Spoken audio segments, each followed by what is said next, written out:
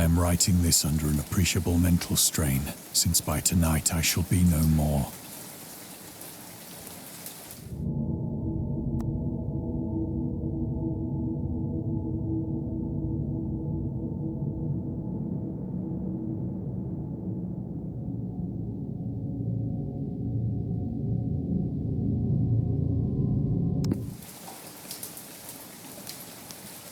Penniless, and at the end of my supply of the drug which alone makes life endurable, I can bear the torture no longer, and shall cast myself from this garret window into the squalid street below. Do not think from my slavery to morphine that I am a weakling or a degenerate. When you have read these hastily scrawled pages, you may guess, though never fully realize, why it is that I must have forgetfulness or death.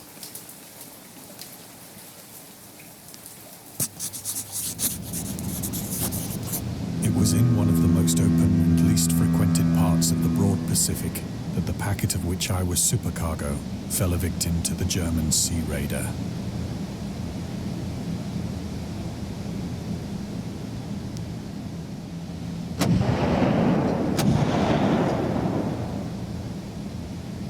The Great War was then at its very beginning, and the ocean forces of the Hun had not completely sunk to their later degradation, so that our vessel was made a legitimate prize, whilst we of her crew were treated with all the fairness and consideration due us as naval prisoners.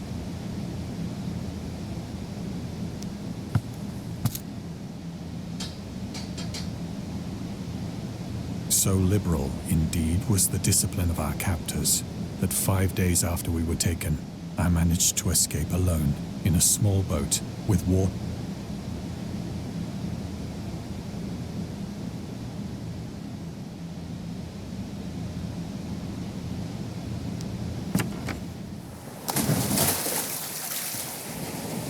When I finally found myself adrift and free, I had but little idea of my surroundings.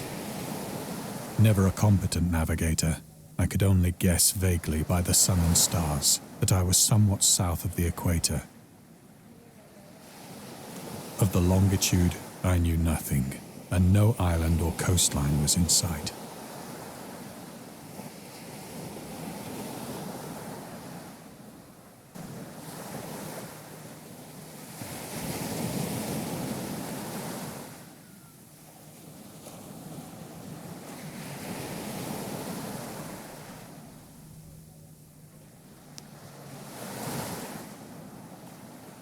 The weather kept fair, and for uncounted days I drifted aimlessly beneath the scorching sun, waiting either for some passing ship or to be cast on the shores of some habitable land.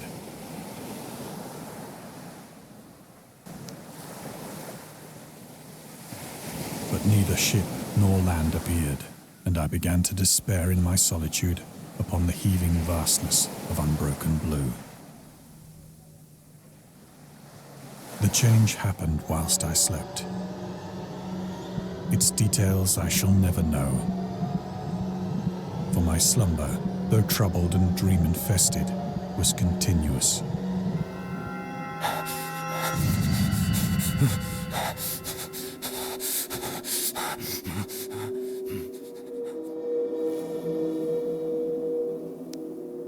When at last I awoke, it was to discover myself half sucked into a slimy expanse of hellish black mire, which extended about me in monotonous undulations as far as I could see, and in which my boat lay grounded some distance away. Though one might well imagine that my first sensation would be of wonder at so prodigious and unexpected a transformation of scenery, I was in reality more horrified than astonished, for there was in the air and in the rotting soil a sinister quality which chilled me to the very core. The region was putrid with the carcasses of decaying fish and of other less describable things which I saw protruding from the nasty mud of the unending plain.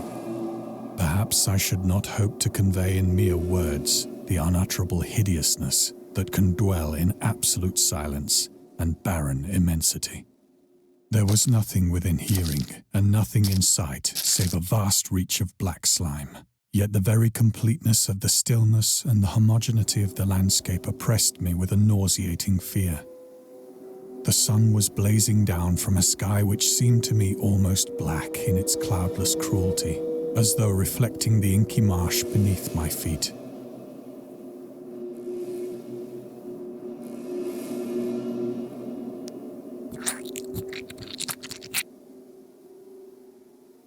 As I crawled into the stranded boat, I realized that only one theory could explain my position. Through some unprecedented volcanic upheaval, a portion of the ocean floor must have been thrown to the surface, exposing regions for which innumerable millions of years had lain hidden under unfathomable watery depths.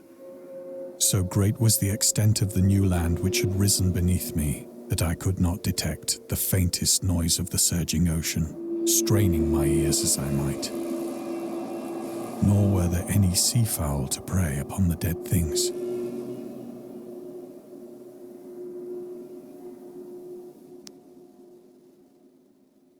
For several hours I sat thinking or brooding in the boat, which lay upon its side and afforded a slight shade as the sun moved across the heavens.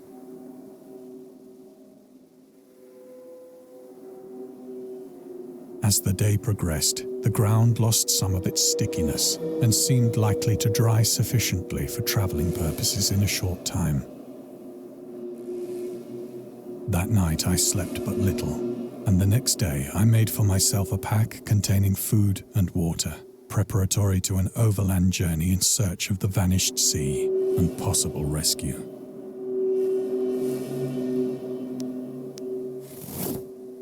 On the third morning, I found the soil dry enough to walk upon with ease.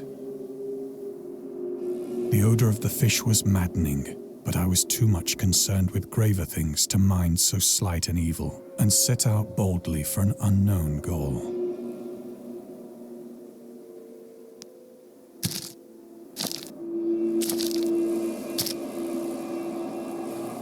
All day I forged steadily westward, guided by a faraway hummock which rose higher than any other elevation on the rolling desert.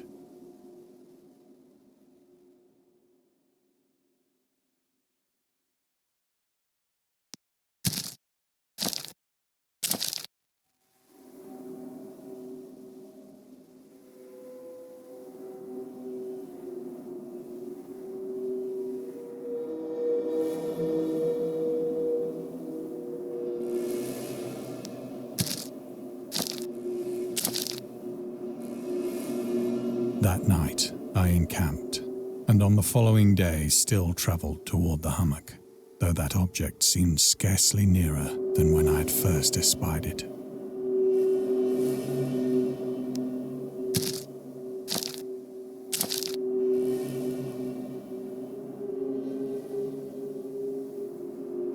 By the fourth evening, I attained the base of the mound, which turned out to be much higher than it had appeared from a distance.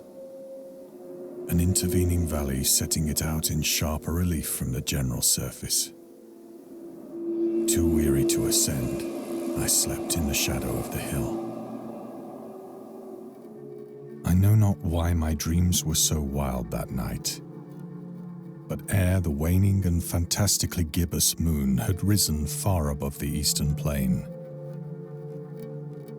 I was awake in a cold perspiration, determined to sleep no more. Such visions as I had experienced were too much for me to endure again. And in the glow of the moon I saw how unwise I had been to travel by day. Without the glare of the parching sun, my journey would have cost me less energy. Indeed, I now felt quite able to perform the ascent which had deterred me at sunset. Picking up my pack, I started for the crest of the eminence.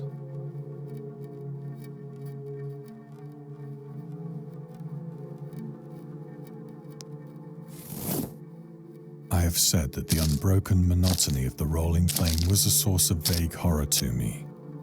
But I think my horror was greater when I gained the summit of the mound and looked down the other side into an immeasurable pit or canyon. whose black recesses the moon had not yet soared high enough to illumine. I felt myself on the edge of the world, peering over the rim into a fathomless chaos of eternal night. Through my terror ran curious reminiscences of Paradise Lost, and of Satan's hideous climb through the unfashioned realms of darkness. As the moon climbed higher in the sky, I began to see that the slopes of the valley were not quite so perpendicular as I had imagined. Ledges and outcroppings of rock afforded fairly easy footholds for a descent, whilst after a drop of only a few hundred feet, the declivity became very gradual.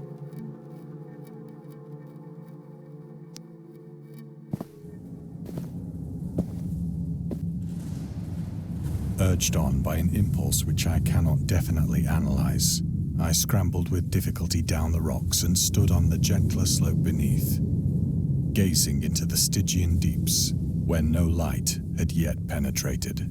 All at once, my attention was captured by a vast and singular object on the opposite slope, which rose steeply about 100 yards ahead of me.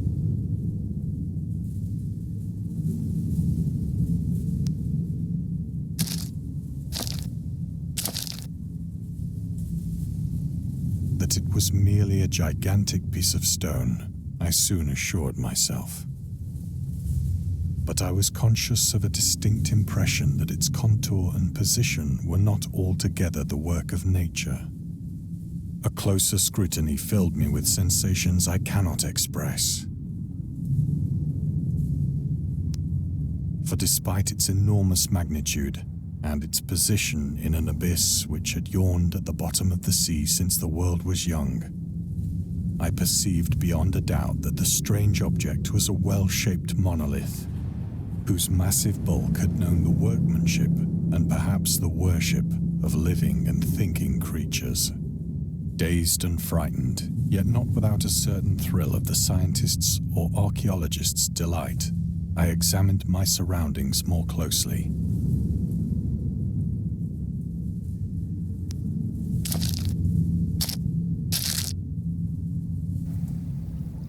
The moon, now near the zenith, shone weirdly and vividly above the towering steeps that hemmed in the chasm, and revealed the fact that a far-flung body of water flowed at the bottom, winding out of sight in both directions and almost lapping my feet as I stood on the slope. Across the chasm, the wavelets washed the base of the Cyclopean monolith, on whose surface I could now trace both inscriptions and crude sculptures.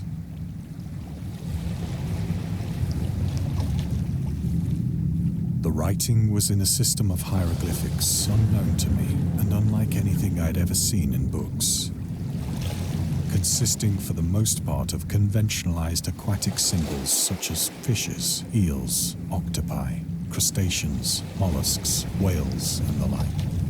Several characters obviously represented marine things which are unknown to the modern world, but whose decomposing forms I had observed on the ocean-risen plain. It was the pictorial carving, however, that did most to hold me spellbound.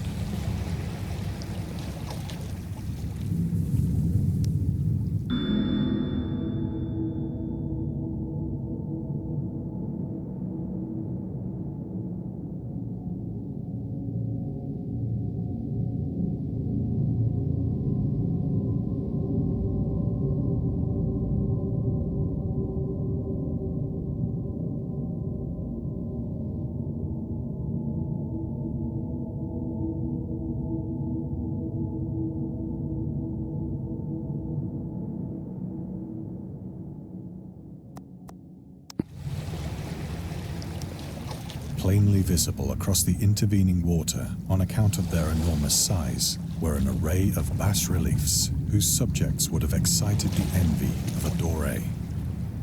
I think that these things were supposed to depict men, at least a certain sort of men, though the creatures were shown disporting like fishes in the waters of some marine grotto, or paying homage at some monolithic shrine which appeared to be under the waves as well. Of their faces and forms I dare not speak in detail, for the mere remembrance makes me grow faint. Grotesque beyond the imagination of a Poe or a Bulwer. They were damnably human in general outline, despite webbed hands and feet, shockingly wide and flabby lips, glassy, bulging eyes, and other features less pleasant to recall. Curiously enough, they seem to have been chiseled badly out of proportion with their scenic background. For one of the creatures was shown in the act of killing a whale, represented as but little larger than himself. I remarked, as I say, their grotesqueness and strange size, but in a moment decided that they were merely the imaginary gods of some primitive fishing or seafaring tribe. Some tribe whose last descendant had perished eras before the first ancestor of the Piltdown or Neanderthal man was born.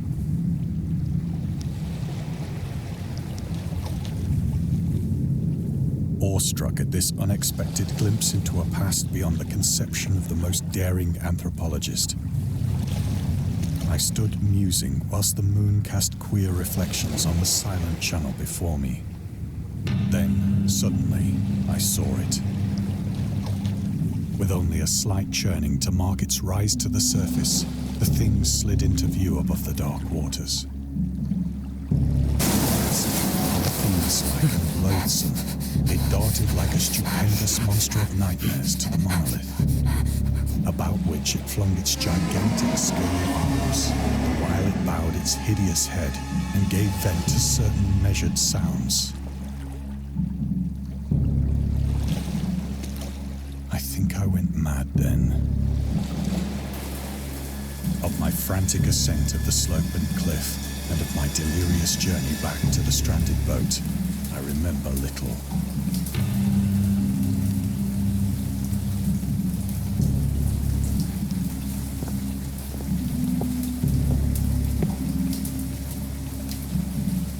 I believe I sang a great deal and laughed oddly when I was unable to sing.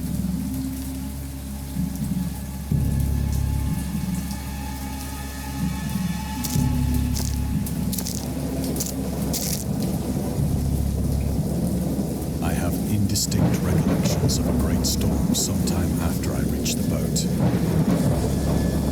At any rate, I know that I heard peals of thunder and other tones which nature utters only in her wildest moods.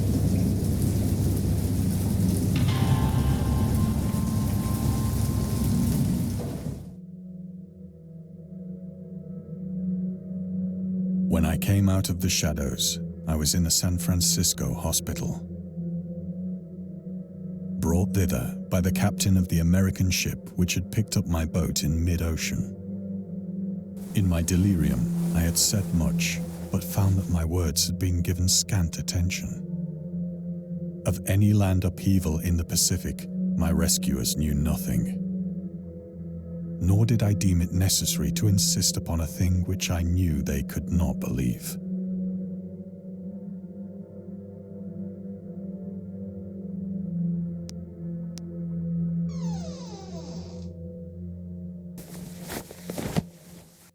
Once I sought out a celebrated ethnologist and amused him with peculiar questions regarding the ancient Philistine legend of Dagon, the fish god.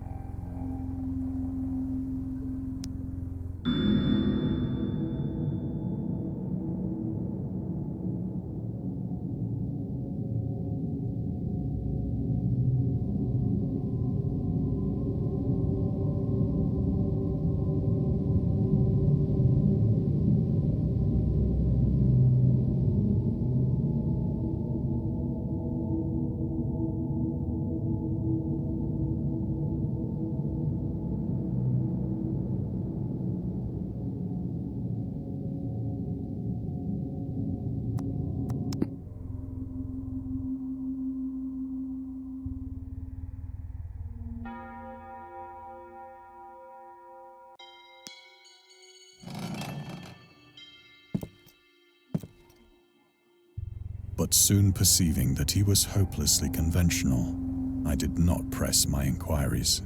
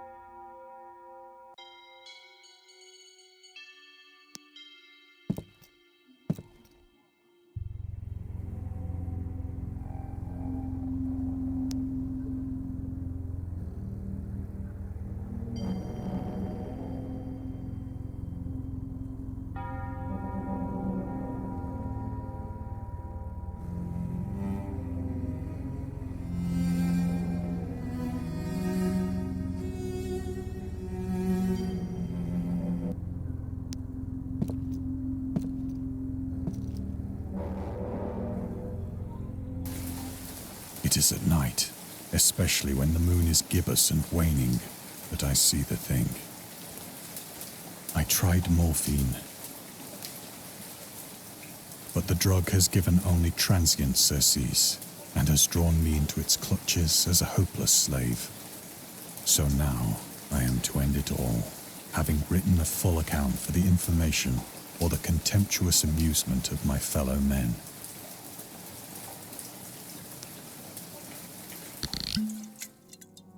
Often, I ask myself if it could not all have been a pure phantasm, a mere freak of fever as I lay sun-stricken and raving in the open boat after my escape from the German man-of-war. This I ask myself, but ever does there come before me a hideously vivid vision in reply.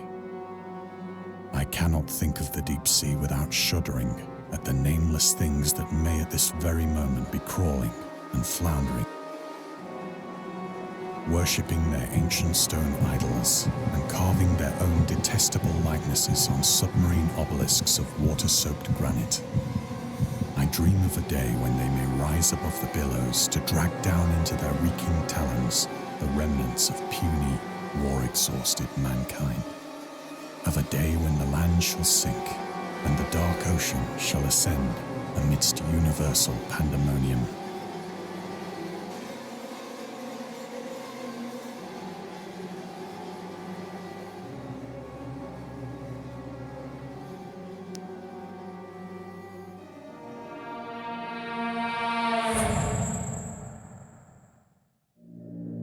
The end is near. I hear a noise at the door, as of some immense slippery body lumbering against it.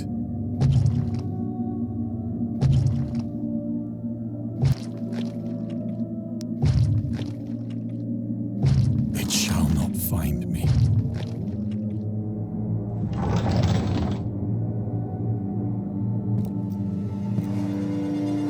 God, that hand!